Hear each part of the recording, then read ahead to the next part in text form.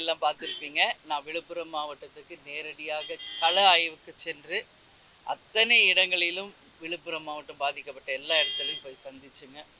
மிகப்பெரிய பாதிப்பு. இது சாதாரண பாதிப்பு இல்லைங்க. பெஞ்சல் புயல் அப்படின்றது இன்னைக்கு மக்களை பெரிய பெரிய மிக அளவில் பாதிச்சிருக்கு. இன்னைக்கு ஆல்மோஸ்ட் விழுப்புரம் மாவட்டத்தில் அனைத்து விளைநிலங்கள் பாதிக்கப்பட்டிருக்காங்க, மக்கள் பாதிக்கப்பட்டிருக்கு. எல்லா இடங்களிலுமே மழை வெள்ளம் புகுந்து எல்லா வீடுகளும் சேரும் சகதியுமாக இருக்கின்ற ஒரு நிலைமை. விழுப்புரம், கடலூர், கள்ளக்குறிச்சி, தருமபுரி, கிருஷ்ணகிரி, அதே மாதிரி பார்த்தோம்னா வேலூர், காஞ்சிபுரம், செங்கல்பட்டு எல்லா இடமுமே மிகப்பெரிய பாதிப்பு. டெல்டா முழுக்க பாதிப்பாக இருக்குது. முதல்வர் எதிர்கட்சிகள் வயிற்றுச்சலில் பேசுகிறாங்க அப்படின்னு அவர் சொல்கிறாரு. வீண் விளம்பரம் தேடுறாங்க அப்படின்னு அவர் சொல்கிறதுங்க ரொம்ப தவறான ஒரு விஷயங்க. இன்னைக்கு எதுக்காக எதிர்கட்சிகள் இதில் என்னங்க இருக்குது? விளம்பரம் தேட வேண்டியது ஒன்றுமே கிடையாது. இன்னைக்கு அமைச்சர் பொன்முடி அவர்கள் போகிறாரு, மக்கள் சேர வாற்றி அவர் மேலே வீசுகிறாங்க.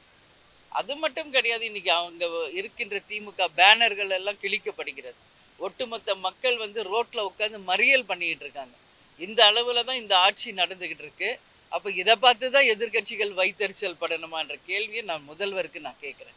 எதிர்கட்சிகள் என்பவர்கள் இன்னைக்கு மக்களுக்கு நடக்கின்ற அவலங்களை சுட்டி காட்டுறத ஒரு எதிர்கட்சி. அதை ஏற்றுக்கொண்டு அதை எப்படி உடனடியாக சரி செய்யணும்னு நினச்சி அதை செய்தாருன்னா உண்மையிலேயே இந்த ஆட்சியையும் முதல்வரையும் வரவேற்கலாம். அதை விட்டுட்டு இந்த ஆட்சியை பாலாரும் தேனாரும் ஓடுது அப்படின்னு புகழணும் அப்படின்னு எதிர்பார்த்தா எப்படி அது முடியும்?